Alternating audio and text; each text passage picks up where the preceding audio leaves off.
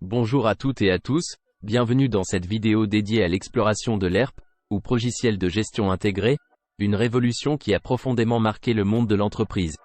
De l'ère post-guerre à l'ère numérique, les ERP ont transformé la logistique, la production et la gestion, s'imposant comme la colonne vertébrale de l'économie mondiale. Ensemble, découvrons comment les ERP ont évolué, répondant aux changements socio-économiques, aux avancées technologiques et aux nouvelles attentes des consommateurs. Dans l'après-guerre, l'ERP était une idée lointaine, le monde se focalisant sur la reconstruction et la croissance économique. La logistique et la gestion étaient alors rudimentaires, orientées principalement sur l'efficacité de production. Cependant, dès les années 70, les premiers logiciels de planification des besoins en matière, les MRP, ont introduit une gestion plus fine des stocks, préfigurant l'avènement des ERP. Les années 80 ont vu le MRP évoluer en MRP2, intégrant la gestion des ressources humaines et la planification plus globale de l'entreprise. C'était le début d'une gestion intégrée, où qualité de service et productivité devenaient des enjeux majeurs.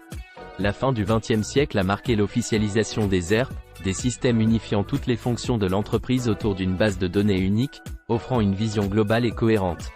Avec les années 90 et l'essor d'Internet, les ERP se sont adaptés à la globalisation des marchés et à la demande croissante de personnalisation. La logistique, la production, et la gestion commerciale ont dû se réinventer, s'appuyant sur des ERP toujours plus flexibles et interconnectés, capables de gérer des opérations complexes à l'échelle mondiale. Choisir un ERP n'est pas anodin. Il s'agit d'opter pour un système qui garantit l'unicité de l'information, une mise à jour en temps réel, une traçabilité complète, dans un environnement international. Les ERP se distinguent par leur capacité à couvrir plusieurs fonctions de l'entreprise, mais le choix entre un ERP propriétaire et un ERP open source dépendra des besoins spécifiques, des coûts et de la flexibilité recherchée. Les avantages d'un ERP sont multiples: centralisation des données, optimisation des processus, gain de productivité, et adoption de meilleures pratiques. Cependant, la mise en place d'un ERP comporte son lot de défis, notamment en termes de coûts, de complexité d'installation, et de formation des utilisateurs.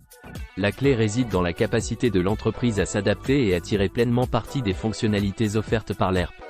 L'évolution des ERP depuis 1945 démontre leur rôle essentiel dans l'adaptation des entreprises aux changements continus du marché.